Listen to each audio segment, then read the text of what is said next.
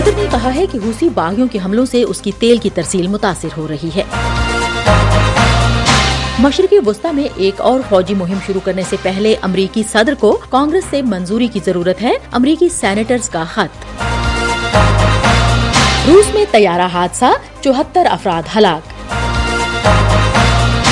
Voice of America Washington سے اہم خبروں کے ساتھ سعدیہ زیب رانجھا۔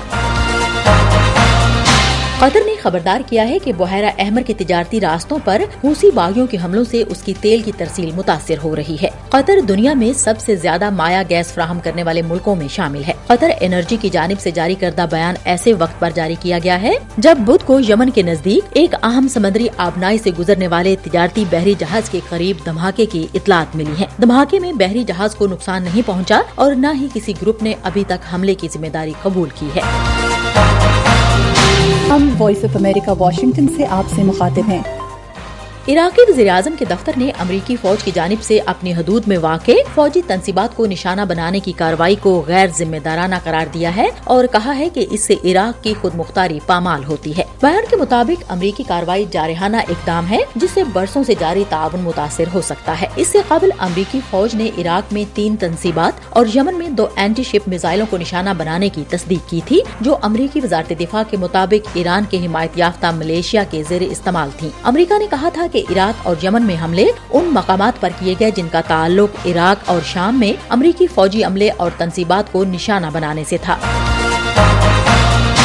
امریکی سینٹ کے 2 ڈیموکریٹک ارکان نے کہا ہے کہ یمن کی حوثی باغیوں کے خلاف امریکی فوج کی ایک اور مہم شروع کرنے سے پہلے امریکی صدر کو کانگریس سے منظوری لینے کی ضرورت ہے۔ سینٹ کی خارجہ تعلقات کمیٹی کے دونوں اراکین سینیٹر ٹم کین اور کرس مرفی نے ریپبلکن سینیٹرز ٹاڈ ینگ اور مائک لی کے ساتھ منگل کو صدر بائیڈن کو تحریری طور پر آگاہ کیا ہے کہ انہوں نے یمن میں حوثی اہداف پر بار بار امریکی حملے کر کے اپنے آئینی اختیار سے تجاوز کیا ہے۔ سینیٹرز نے لکھا کہ مشرق وسطی کی ایک اور جنگ میں امریکی شرکت کانگریس کی اجازت کے بغیر نہیں ہو سکتی، جس کے بعد امریکی عوام کو اس اقدام کے فوائد، خطرات اور نتائج سے آگاہ کیا جائے۔ بائیڈن انتظامیہ یمن کی حوثی باغی گروپ کی جانب سے بحیرہ احمر میں تجارتی جہازوں پر راکٹ، میزائل اور ڈرون حملوں کو روکنے کی کوشش کر رہی ہے۔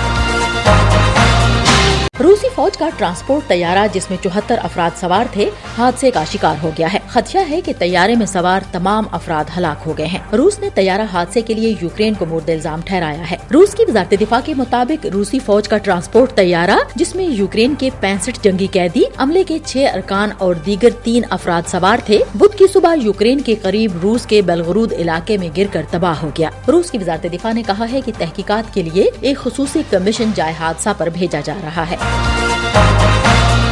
چین کے جنوب مشرقی صوبے جیانگشی میں بدھ کی صبح ایک عمارت میں آگ لگنے سے 39 افراد ہلاک اور 9 زخمی ہو گئے۔ چین کے سرکاری خبرساں ادارے کے مطابق آگ ایک ایسی عمارت میں لگی جس کی بیسمنٹ میں ایک انٹرنیٹ کیفے اور بالائی منزلوں پر ٹیوشن سینٹر واقع تھے۔ امدادی کارکن عمارت میں پھنسے ہوئے لوگوں کو نکالنے کی کوشش کر رہے ہیں۔ ہم وائس آف امریکہ واشنگٹن سے آپ سے مخاطب ہیں۔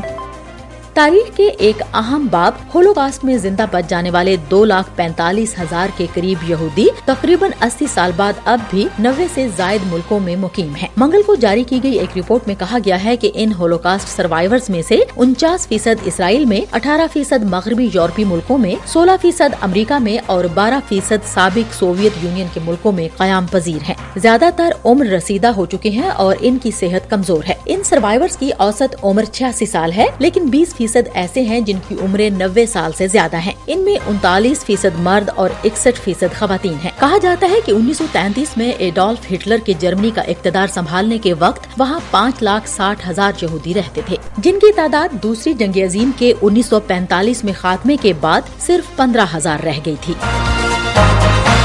اس کے ساتھ ہی وائس آف امریکہ واشنگٹن کی اردو سروس سے خبروں کا یہ بلیٹن اب ختم ہوتا ہے۔